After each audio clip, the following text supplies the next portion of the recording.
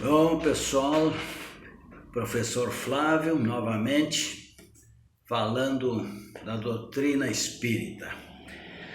Ainda dentro do capítulo 5 do Evangelho segundo o Espiritismo, vou destacar um item bem importante, que é esse fenômeno do esquecimento do passado, das vidas passadas. Porque muita gente se pergunta, né, quando a gente fala que em reencarnação, que temos várias existências, que já vivemos várias vezes, né, temos várias vidas, e aí o pessoal pergunta, né, com razão, por que não lembramos das vidas passadas, que provavelmente seria mais fácil saber dos erros que cometemos, né, e como fizemos para poder melhorar. Então, é o que se pergunta. Mas aí veja bem a explicação dos espíritos, né? Que o mestre passou através dos espíritos para Allan Kardec, que está no Evangelho segundo o Espiritismo. Se Deus julgou conveniente lançar um véu sobre o passado, é porque isto deveria ser útil.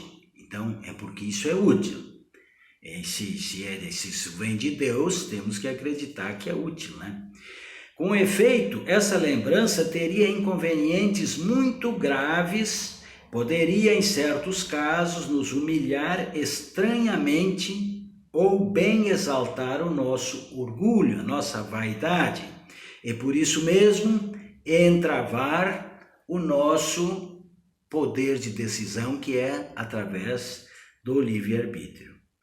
Em todos os casos, traria uma perturbação inevitável nas relações sociais, tá? Então, o pessoal lá de cima que está falando. Por isso que nós devemos, é uma benesse, esquecer o passado, as vidas passadas. No Livro dos Espíritos, capítulo 7, na questão 392, também Kardec ressalta essa questão e diz assim, os espíritos dizem assim: cada existência é para ele, para nós, para o espírito, como se fosse a primeira, e eis que então está sempre a recomeçar, tá? Então, por isso não devemos lembrar as vidas passadas. Por isso que é uma benesse esse esquecimento, porque é sempre uma grande oportunidade nova que surge na nossa caminhada, poder começar do zero praticamente, né? É lógico que a gente não perde o patrimônio passado, o que fez de bom, o que fez de mal, aquilo fica armazenado, em algum momento isso tem que ser resolvido e vai ser aproveitado, mas olha a oportunidade como ela é didática. Cada existência se começa como se fosse um livro em branco a escrever uma nova experiência. Aí a gente sabe que antes de reencarnar aqui na Terra, a gente passa por um processo de programação encarnatória. Existe toda uma estrutura, né, formalizada lá no plano espiritual para ver de que maneira vamos reencarnar, qual é os problemas que nós vamos atacar, qual é as questões mais importantes para ser trabalhadas e com quem nós vamos vir também, com quem nós vamos reencarnar, né? Qual é a turma que nós vamos reencarnar. Aí, nesse mesmo capítulo 5 do Evangelho, os Espíritos falam: nascemos geralmente no mesmo meio em que se viveu, e nos achamos em relação com as mesmas pessoas, a fim de reparar o mal que lhe fez. Veja bem, então olha que informação importante. A gente não reencarna isolado, sozinho no mundo aí, né? A gente vai criando essas afetividades, essas relações, umas boas, outras ruins, né? Mas quando a gente reencarna, a gente acaba vindo num grupo, tá? Por isso que o grupo familiar, ele vai se tornando comum e cada vez vai ficando maior à medida que nós vamos progredindo e vamos melhorando o nosso relacionamento familiar, não é? Mas em muitos casos, veja bem, o que adiantaria lembrar de uma vida passada, onde eu matei um filho, uma filha minha hoje, e eu matei na vida passada, ou roubei de alguém, ou cometi alguma traição, alguma coisa. Como é que tu ia viver dentro da família atual com esse peso de consciência, com essas lembranças, né? Então a gente tem a oportunidade de vir junto novamente, mas sem misturar a vida passada. Não é bem que não se misture, porque na verdade a gente traz essa bagagem sempre, né? Mas como fazer então para a gente acertar esses débitos passados, esses vínculos aí, né? Se a gente não lembra de vidas passadas.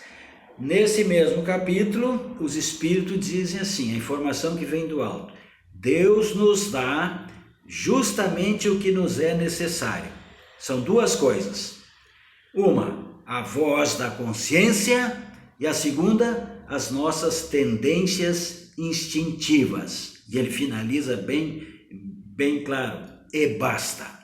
Então, a voz da consciência e as nossas tendências instintivas. Isso está dentro de nós, isso está incrustado dentro do nosso espírito, né? A questão da consciência, por exemplo, é muito interessante, eu acho assim uma das coisas mais fantásticas, a questão do Livro dos Espíritos, a 621, né? Quando Kardec pergunta assim para os espíritos, mas afinal, aonde está escrito a lei de Deus, né? Que é tão importante, mas onde ela está registrada? Onde ela está escrita? E os espíritos respondem, bem simples e objetivo: dentro da consciência de cada um. Então, a gente fazendo uma autoanálise, a gente percebe que nós temos esta avaliação de certo e errado dentro de nós. Desde criança, até uma criança pequena, que às vezes a gente acha que é muito inocente, ela sabe o que é certo e o que é errado. Ela tem aquilo impregnado dentro de si. E nós temos esse conceito, todo mundo tem. Se parar para pensar antes de fazer qualquer atitude, ele vai saber o que é certo e o que é errado. Então não adianta culpar os outros, dizer que foi influência daqui, influência dali.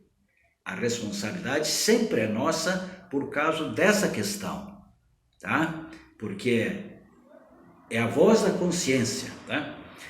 E as tendências instintivas. Então a gente não lembra do que foi, do que fez na vida passada, mas se tu observar até qualquer criança, você vai ver que ela traz tendências. Ela tem uma que já vai gostar de música desde pequeno, a outra vai gostar de mexer com ferramentas, com mecânica, a outra vai gostar de mexer na terra, a outra vai gostar de ser professor, etc. Pelas brincadeiras das crianças, tu já vai também definindo aquilo que é a tendência dela para essa vida atual. Então, isso está impregnado também, né? E aí, os casos mais fortes, mais destacados, são os pequenos gênios que vêm por aí, né? As crianças mais dessa nova geração atual agora, né? Que vem com conhecimentos fantásticos, que lembram muito são grandes músicos, com 7, 8 anos, né? 5 anos, são artistas, são pintores, etc. Esses trazem muito forte as tendências da vida passada. Geralmente são encarnações muito rápidas, é um período muito pequeno entre esta vida atual e o desencarne da vida passada. O que mais nós poderíamos dizer aqui para vocês então? O acesso das memórias passadas, tá?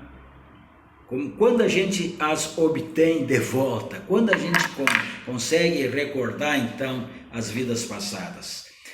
Quando se desencarna, quando morre, né, o espírito, ao chegar no plano espiritual, ele gradativamente vai lembrando das vidas passadas, tá? Conforme a sua condição evolutiva, conforme a sua posição, né, as suas obras, os seus trabalhos apresentados, ele tem um maior grau de lembrança ou menor, mas geralmente aquilo vai destacando aos poucos, então, né? E aí a pessoa vai se lembrando. Mas nesta encarnação, a encarnação atual, nós temos acesso também às vidas passadas, que talvez a maioria das pessoas não se dê conta, mas um fenômeno fantástico na nossa vida, na vida de todo mundo, é a questão do sono e sonhos. O dormir e o sonhar, que são duas coisas diferentes. Kardec foi o primeiro cientista a destacar esta questão, tá? Lá em 1857, muito antes do Sigmund Freud falar em sonhos, interpretação de sonhos, com aqueles livros deles, 50 anos antes, Kardec já fala, né, no capítulo 8 do Livro dos Espíritos, a questão do sono e dos sonhos, tá? Que o sono é do corpo físico e o sonho é do espírito. Então o espírito, na hora do sonho, ele tem acesso ao passado, a vidas passadas, tá? A outras dimensões e inclusive ao futuro, tá? Isso é coisa que a gente tem que ainda estudar bastante isso aí. Mas ali ele vai tendo acesso, e é muito importante, por exemplo, os sonhos recorrentes, porque hoje se sabe que tem vários tipos de sonho, hoje tem muito estudo, o espiritismo tem muito estudo sobre a questão dos sonhos, e os sonhos recorrentes são aqueles que vêm e voltam seguidamente. Então aqueles tipos de sonho tem que ser muito bem interpretado, a pessoa tem que analisar e ver qual é a mensagem que ele está recebendo através desses sonhos recorrentes. Ali vem muita informação de vida passada, tá? Que a maioria às vezes não dá bola, né? Não entende, não conhece, mas é isso assim que acontece, minha gente. Então, o esquecimento de vidas passadas, tá? Num primeiro momento, é uma benesse para nós. Que bom que nós esquecemos as vidas passadas. Mas, por outro lado, gradativamente na nossa existência, nós vamos, tipo um conta-gotas, aquelas ideias antigas, aquelas lembranças do passado, elas vão acessando a nossa consciência atual, o nosso eu atual, porque, na verdade, nós temos que saber dessas coisas, porque são as coisas que têm que ser mudadas, são as coisas que nós temos que alterar agora nessa vida, nós temos que refazer e refazer melhor, né? Senão nós não teríamos condição de saber quais as mudanças principais que nós temos dentro de nós. Então, um tema muito importante, mas está bem explicado no Evangelho segundo o Espiritismo e no Livro dos Espíritos. Tá bom, minha gente? Vamos com Deus, ficamos todo mundo com Deus.